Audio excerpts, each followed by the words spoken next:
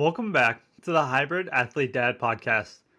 In today's episode, I'm going to go over the impact on nutrition for busy dads. Now, before I go into the episode, I just wanted to give you some updates in my life, some things that I've been going through. I know for us parents out there, it can be very relatable. So just to dive right into it, not last Saturday, but the Saturday before, our daughter, we went out to dinner on Friday night, and our daughter, I forget exactly what she had, but it had upset her stomach and she didn't sleep well.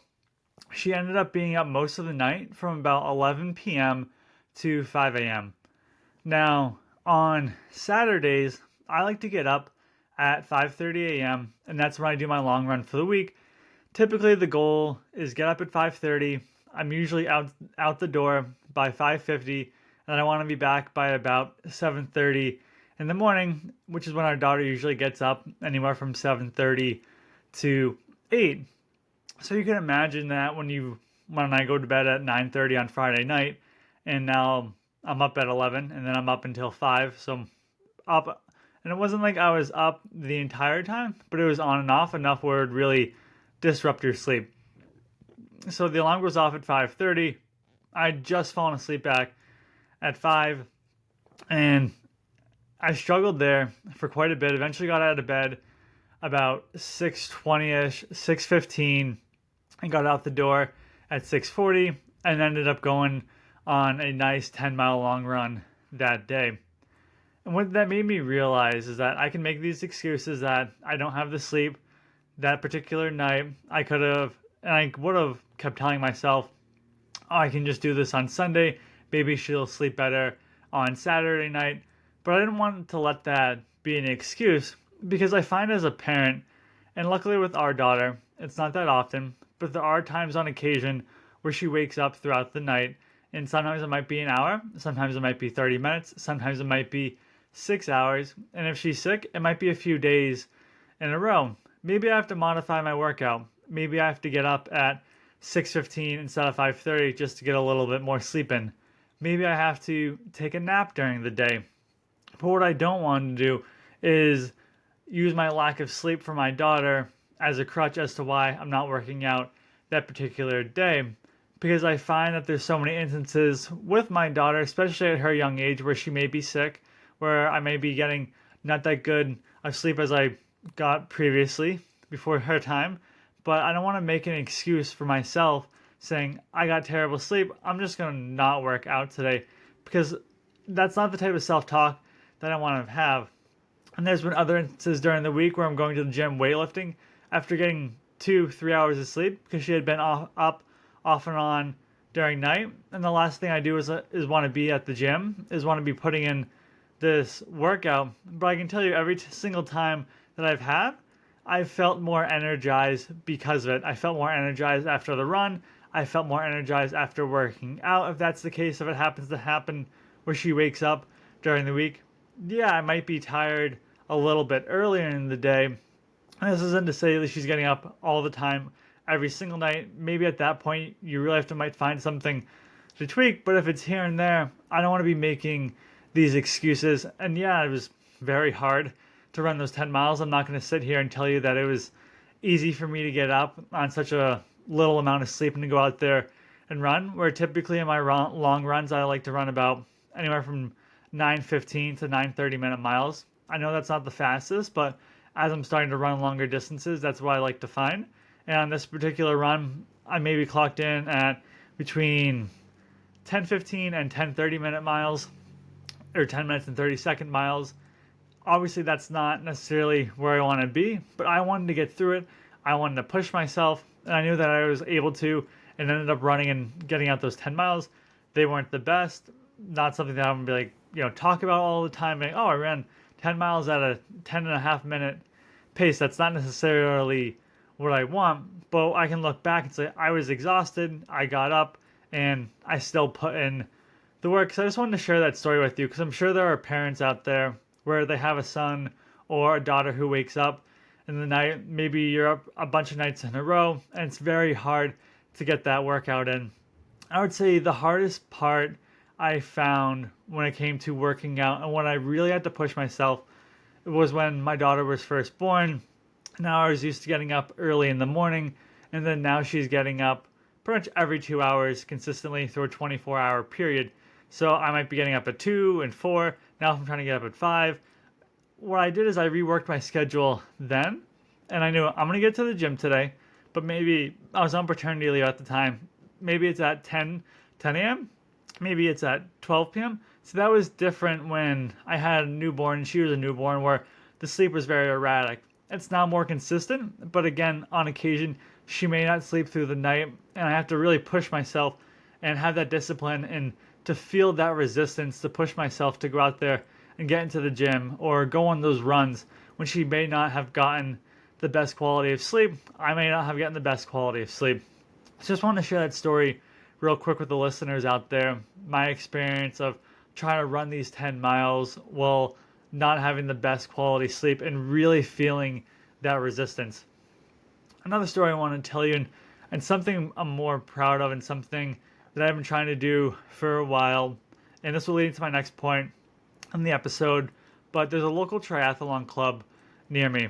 And as part of the triathlon club, they meet every Tuesday night, and they have a half-mile open water swim course. They have buoys that you swim around, and there's probably about 50 to 75 people that join the club. So there's a decent amount of people that do it, and there's lifeguards. I believe there's 4 or 5 lifeguards stationed out in the water.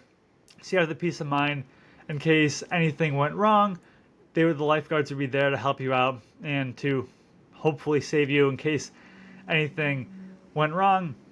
Hopefully the goal is to not have anything ever go wrong in the water. But nonetheless, was able to swim one lap a couple of weeks in a row. I was like, I really want to try for the mile, and was able to hit the mile in the water.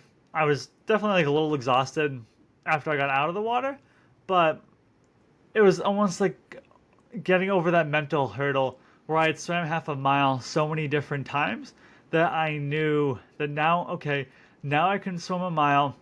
Now if I'm looking out at a half Ironman, which I'm looking out in June, 70.3, I know it's a 1.2 mile swim, and if I can swim a mile, then I can definitely swim 1.2. And that brings me up to my next point and some of the challenges that I've been looking to do myself to really push myself, because right now I've been doing the swimming, I've been doing the biking, and I've been doing the running on top of doing the weightlifting at the gym. And it's nice doing it, but I feel as though it's easy to get burnt out when I'm doing it, but I don't have anything I'm really doing it for per se. So I'm doing the running, and I have a half marathon scheduled in October. And what I'm leaning towards doing, and what I'm going to be doing, is I'm going to do an Olympic triathlon in the middle of September. And I'd done a sprint triathlon beforehand. And what the Olympic triathlon is it's a 1,500 meter swim, not 1.2, 1,500 meter swim. It's a 25-mile bike ride and a 6-mile run. So it's almost like a half Ironman and then half of that.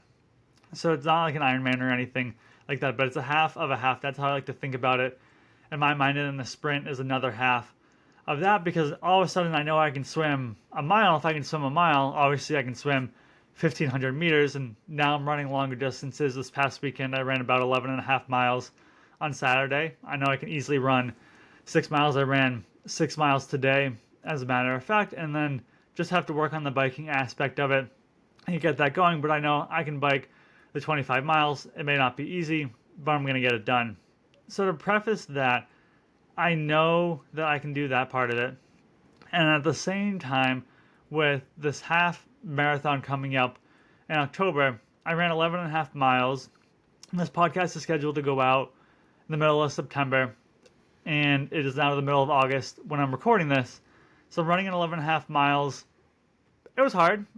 I wouldn't say it was easy, but what I'm looking towards doing and what I'm going to be doing is going to be doing a half marathon in 2 weeks from now, or a little less than 2 weeks from now, at the end of August.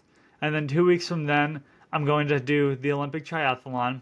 And then about a month out from then, I'm going to be doing a marathon. Now, that's definitely something that is more frightening, is more scary. But in my mind, I feel as though I'm on these long runs and I'm doing 11 and a half miles. That's the furthest I've gone. I know obviously I have to do about 15 more miles on top of that for the marathon. But I find I get to this point where I'm running. Once I hit about an hour, and almost like it becomes effortless for me, where I'm going out there and I'm running, and yeah, my feet might be not picking up as good as they were beforehand. But if I can run 11 and a half, I know I'm going to start to push myself a little bit further. I still have until October. We're looking at about a little under 2 months now to run this marathon. I know that if I can run 11 and a half, then I can run 13, obviously. That's going to be the half. Then if I can run 13, I can run 15. If I can run 15, I can run 18. If I can run 18, 20. And then I'll just push myself for those remaining 6 miles. And I know that I'll be able to do it. And that's what I'm looking at now. And I really just want to make this one last really big push for the end of this year, doing this half marathon and doing this Olympic triathlon and doing this full marathon in the span of 45 days and just making this one last big push, because after this, I don't see any other marathons in the schedule, at least near me and where I'm located. Same with the half marathons, tons of 5Ks, but at this point, I'm not really interested in doing a 5K. And then the Olympic triathlon, that'll be pretty much my last triathlon of the year. So just want to share some of those updates with you on some experiences that I've had recently and what I'm looking to do to challenge myself in the future and to push myself forward. With that said, obviously the title of this episode is the impact on nutrition for busy dads. And that's what I want to talk about in this episode, is the impact nutrition has had on my life when it comes to cardio, when it comes to weightlifting, and really what my experience is. So to start off, it was back in December of 23. I've been going to the gym for a while now, probably 5-10 years. It's been a pretty long time, and I've been very consistent pretty much ever since I started college. And I felt as though in my mind that I could almost eat whatever I wanted to because I worked out. But I wasn't tracking anything within my workouts. And I felt as though I was just getting a little heavy. I wasn't doing that much cardio. And I felt as though I wanted to be a better role model for my daughter. So I found this nutritionist and I just started working with her. Long story short, I ended up dropping from about 185 pounds to 170 over the course of a few months. And now I range anywhere from 170 to 175 at any given point in time. I dropped down to 160, but that was our daughter came home with a stomach bug. Luckily, my wife didn't get it, but I got the stomach bug and I dropped 10 pounds because I don't think I ate anything for like 3 or 4 days. I was very sick. I ended up gaining that weight back. So anywhere between 170 and 175 now. What I found working with her is we set it up as not so much as, hey, I'm going on a diet, but more as this is a lifestyle change and this is what I'm going to be moving forward with, where I'm not just forcing myself to eat all these fruits and vegetables and cut my calories back so much, but more of a lifestyle change, and this is how I'm going to be going forward. I should preface it saying that I'm not a nutritionist. These are just my experiences I have working with a nutritionist and changing my diet. I'd say I ate okay overall. I wouldn't say I was having like ice cream and cake and cookies and Little Debbie's all the time. Nothing like that. I just felt as though I wasn't eating the best that I could. I wasn't eating a ton of fruits and vegetables. I wasn't looking at my protein intake. Nothing like that. So when I started working with her, she started to build out a meal plan for me. And with this meal plan, it basically listed out, here are the meals that you should be having on Monday, Tuesday, Wednesday, Thursday, Friday, Saturday, Sunday. And the big change was for me was that I would eat okay Monday through Friday. And then on Saturday and Sunday, I would sort of let myself slip and let myself go to a certain degree. As an example, maybe on Saturday morning, I have a bagel with butter and bacon.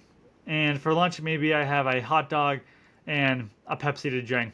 Just not the worst, but definitely not the best. So we wanted to start to implement these food changes going over the weekend, specifically Saturday and Sunday. And this isn't to say where we don't have what you consider a cheat meal. Sometimes I like to go out on a Saturday night and just eat whatever I want to eat without thinking about how much fat is in this, how much protein, how many calories, where I want to make sure that during the week and maybe other meals on the weekend that I'm not being so to the point where I'm tracking everything and being so granular with it, but I'm just making sure, okay, am I getting enough fruits and vegetables in today? And really the biggest thing that I found with working with this nutritionist and revamping my diet was overall, I just felt so much better. I felt as though I had so much energy. I will say, when I first started working with her, the goal was to lose belly fat. So we worked it out where I'd be eating about 500 less calories per day than what I should be taking in. It's pretty standard. I found that if you want to lose weight, you should eat about 500 less calories per day. Over the course of a week, you'll lose about a pound. I found that I was very hungry. I was very tired. It definitely wasn't easy in the beginning, but overall it became much better. So I did that for a few months of just cutting. And then what I ended up doing was, after doing the cut and really losing a lot of that weight, is then I was talking to her. I was like, should I be focusing on how much protein that I'm taking in? And we just started off, we only get 100 grams of protein in per day. And then 125 grams of protein in per day. Then 150 grams of protein in. And then 200 grams of protein in per day. And that's really where I like to be, about a gram of protein per body weight. Usually like to be at about 200 grams of protein per day, because I know most days I'm doing double sessions when it comes to lifting in the gym. And then it also comes to the nutrition aspect of me going out there, or the cardio aspect, I should say, of me going out there and doing some endurance cardio, whether that is swimming, biking, or running, pretty much 6 days a week, and doing the weightlifting 5 days a week. So I want to make sure that I'm getting the protein in there. And what I found is that by getting the adequate protein intake in every day, that I'm not really losing weight. I'm really more or less maintaining weight with how much weightlifting and how much cardio that I'm doing. Because in my mind, I thought, if I do cardio, I'm going to lose tons of weight. Yes, that can definitely happen, but it's a little bit trickier if you make sure you're getting in enough calories and you're getting in enough protein on a daily basis. Something that was very helpful for me was to use a food scale. And you might think, oh, why am I going to want a food scale? Like, you just told me you don't want to be so granular with your foods. Why I use a food scale is to make sure that I'm getting enough calories in on a daily basis, to make sure that I'm getting enough protein in on a daily basis. And I use MyFitnessPal to track it. I paid for the premium version. I believe it was about $80, I think I paid for the year to use it. But that way I could see. So when I first started using it, I wanted to take in about 3,000 calories a day. I could see that I was getting in about 2,300 calories a day. I could see that I was getting in about 100 grams of protein a day, sometimes 75 grams. So it allowed me to see, okay, here's exactly what I'm doing. Now I want to up my calories and I want to up my protein intake. But again, overall, I feel much better. I have more energy. I don't have as many headaches as I used to get. And the big thing for me, and knock on wood, but I haven't had any migraines in over a year. And my migraines were very debilitating. Now, I know some people can get it a lot worse, but I would get these migraines about every 2 or 3 weeks, pretty much on a consistent basis. And my theory, and it may not be correct, but it has to go to some of the additives, the preservatives, the chemicals that I was eating and the processed foods that I was buying. And when I would get these migraines, they would come on, and I believe it would be like an aura where you'd start to get little blind spots in your eye, and then I would get almost like it felt like someone would put an ice pick through my eye, and then I would get very nauseous, and I would have to go to the bathroom. I would have to throw up for 30, 45 minutes. I would go into bed. I would get the chills and just have to close my eyes, still feeling like I got the ice pick in my eye. I would have to sleep it off for an hour or two, and then I would wake up and just feel like I'm almost gonna pass out when I would get up out of bed, and would have to go quickly eat something. And this would be a 4 or 5 hour ordeal, and I would just be absolutely exhausted by the end of it. And I never knew when they were coming, much like most people that get migraines. Sometimes it could be 2 days in a row, sometimes it could go a month, but it was typically on average about 2 to 3 weeks for me. And it was through changing my diet that I really believe that I was able to have those migraines disappear. And that's exactly what I was hoping would happen when I did this lifestyle change for myself. So I just went over the impact nutrition has had for me. Now I want to go into my meal schedule, what my meals look like, to just give you an idea. And I know I talked about it before, but when I was working with my nutritionist, I no longer work with her. I worked with her for about 4 or 5 months, and then I felt as though I had a good handle on everything. And so we initially broke out a meal schedule. This is what you should eat: breakfast, lunch, and dinner, breakfast, lunch, and dinner. So what I would do with that meal schedule is take that, and then I would build out my shopping list. I used Google Sheets. I put down all the meals. I put down everything that I need to buy for the week, put it into a Google Sheet, print it off, put it on the fridge, had all the recipes already on it. Do this every Sunday. Take me about 30 minutes in the morning. And then I'd take a shopping list, and I would write down everything that I need to get for the week. And that was very helpful for me, was planning on Sundays what I want the week to be. So now when it comes to my meal schedule, I found that I need to get more calories in per day. I was tracking with MyFitnessPal, like I mentioned, and I was not eating enough calories with how much that I was training. So the way that my meal schedule looks now, and I like it to make it very consistent throughout the week so that it's very easy for me. So that way I don't even really have to think about it that much. I'm eating similar foods, and that works for me. Maybe that doesn't work for you, but I found that that works best for me. So like in the morning, I'm always going to have a yogurt before I go to the gym. So I have this at about 5:10. In the morning, I have a yogurt with collagen, with Purely Elizabeth, and I throw in some PB Fit peanut butter, and I mix it up. Every single morning, I have that before I go to the gym. Now, when I come home from the gym, I mix it up. On Tuesdays and Thursdays, I have a bagel with a protein shake.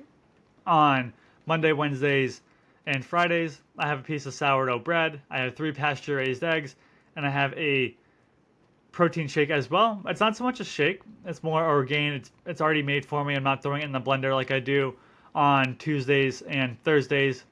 And if you're wondering what protein I use Transparent Labs. Their whey protein isolate. I like their French vanilla. I just like them as a brand. I believe that it's 28 grams of protein.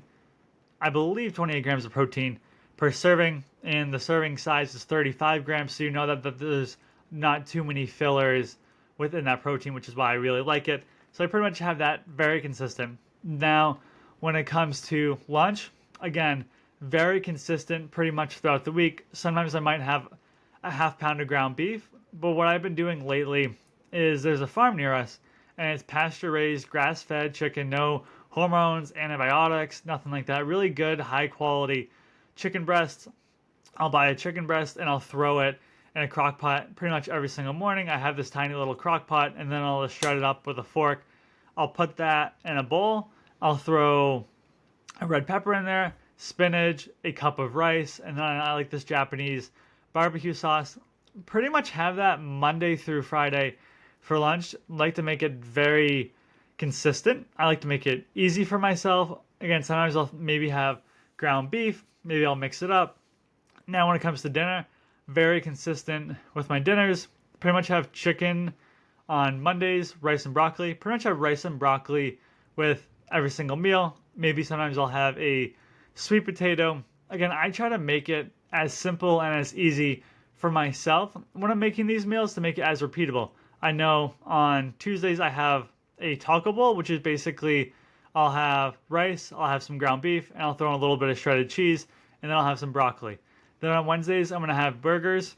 I like the Dave's Killer bread, or his hamburger buns, very good. I have some pasture-raised, grass-fed ground beef from a different farm near us, absolutely excellent. Have a couple of burgers, same thing with having the rice and the broccoli. And then on Thursdays, I like to throw on a sirloin steak, same thing, rice, broccoli. Make it very consistent. Then typically my wife and I will go out on Friday and Saturday nights. And then on Sunday night, we'll go over to her parents. So that leaves Saturday morning and that leaves Sunday morning. So I know I want to start the day off right. Maybe I'm out on Saturday or Sunday afternoon. I have to get lunch somewhere. I want to make sure that I'm getting a good amount of protein in the morning. So I'll typically start off with yogurt, where I have the Oikos yogurt. I believe it's like 15 grams of protein. I'll have the transparent labs. Maybe I'll have some eggs. Maybe I'll have a protein bar, whatever it may be. I like to start off my morning on the weekends getting about 75 to 800 grams of protein, pretty much just right off the bat. That works for me, but I find that definitely on Saturdays, because I've just gone on this long run, I need to get that protein in me. And then on Sundays, still like to just get a good amount of protein in, because I'm working so hard during the week doing all of this training that I want to make sure that I'm taking care of my body on the weekends. And then I'll have some snacks. Maybe I'll have a piece of sourdough bread with some tuna on it. Sometimes I like sourdough bread with guacamole on it. I've been making this bowl where I use, sorry if I mispronounce it, but it's like Fage, F-A-G-E yogurt. I like the 0% milk fat. I'll throw a serving of that, 170 grams. I think it's like 17, 18 grams of protein. Throw that in a bowl. Throw a cup of strawberries. Drizzle some honey. Put some dark chocolate chips on it. About 200 calories. Very delicious snack. Maybe I'll have some almonds or different types of nuts. I like the Purely Elizabeth cereal. So you can see where I'm getting at, where I have my main 3 meals during the day, where I typically eat, you could say at 5, but I wouldn't really call that a meal. But I eat my breakfast usually about 7. I have my lunch about 12. I have my dinner about 5 or 6. Or I have my lunch about 1 o'clock. So then I have a snack at 11 a.m. and then 3 p.m. And then right before bed, I'll either do one of 2 things depending on how hungry I am. I usually have an apple every single night before I go to bed. And if I'm not having an apple, I'll make this bowl, and it's like a dessert, for me at least. So I use this Transparent Labs casein protein, and I do a serving of that. And what I'll do is I'll take some almond milk, and I'll pour 2 to 4 ounces of almond milk in a bowl, and I'll just mix it around for about a minute, and it almost comes out like this mousse type texture. And then I'll cut up a cup of strawberries, I'll throw that in it, and it's just like an absolutely delicious dessert. The casein protein that I use is like chocolate flavored, so it's very good. But that's really what my nutrition looks like, and it's been built over time. There's been different things that I've tried that I like. There's been things I've tried that I've absolutely hated, and there's no real science or impact for it. But if I could go back and think to myself, okay, I got to start looking at my diet. What should I look to cut out? What should I look to improve? One would be make sure you're getting in enough calories per day. Make sure you're getting in enough protein per day. And then really the other aspect of it was I don't drink any alcohol. Is was drinking Pepsi about twice on the weekends, and I ended up just cutting that out. And that was the big thing, the big impact that had on me. And then it was switching over to maybe better quality of foods. I know I mentioned Purely Elizabeth. I like Siete. I like Dave's Killer. There's different types of brands that you can buy where maybe like a bagel or maybe like hamburger buns, like I do, where I don't want to sacrifice too much, but maybe these are going to be a little bit better quality. Yeah, I might spend more money, but at the end of the day, I know it's going to be a better quality of food, and that's what I really recommend for all of us out there, whether we're dads, whether we're moms, whether we're just a parent out there that the impact that nutrition can have on you is immense, whether you're someone like myself that's working out a lot, whether you're someone that's just working out a few days per week, is that I want to be that inspiration to my daughter that she can see, okay, this is what my dad's eating. So like when I'm at dinner, I give her a little bit of rice, give her a little bit of broccoli, so she can see I'm eating it, she's eating it, I'm taking care of my body, and I want her to know that she can also be taking care of her body as well. And I just want to be the inspiration. So if I come home and all of a sudden I'm eating donuts all the time, she's going to think, oh, that's okay to be eating donuts all the time. And that's not the sort of impact that I want to be having on her. I want her to know that the food that you put in your body is what is going to allow you to feel good, is what is going to allow you to push yourself if you're working out, if you're playing a sport, if you so choose to do that. But the nutrition is immensely important when it comes to your overall well-being and when it comes to fueling your body to push yourself. I hope you enjoyed today's podcast episode on the impact of nutrition for busy dads. Now, if you enjoy the Hybrid Athlete Dad podcast, could you please go ahead and leave us a 5-star review on iTunes along with your feedback. Until next episode, thanks for tuning in today.